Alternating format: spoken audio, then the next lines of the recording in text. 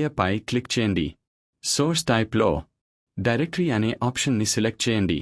తర్వాత సోర్స్లో open file GDB అనే option కనిపిస్తుంది. దానిని సెలెక్ట్ చేయండి. ఇప్పుడు వెక్టర్ డేటాసెట్ని సెలెక్ట్ చేయాలి. మీకు కావాల్సిన GDB ఫైల్ని బ్రౌజ్ చేసి సెలెక్ట్ చేయండి. తర్వాత ఆప్షన్స్లో ఉన్న లిస్ట్ ఆల్ టేబుల్స్ అనే సెట్టింగ్ దగ్గరకు వెళ్ళండి. అక్కడ యెస్ను సెలెక్ట్ చేయండి.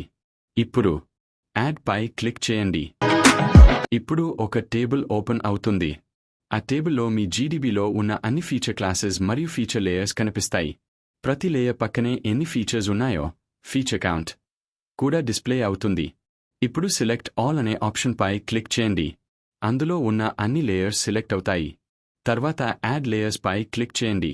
అలా చేస్తే మీ GDBలో ఉన్న అన్ని లేయర్స్ QGISలోకి లోడ్ అవుతాయి. ఇప్పుడు నేను ఒక స్పెసిఫిక్ ప్లేస్కి జూమ్ చేసి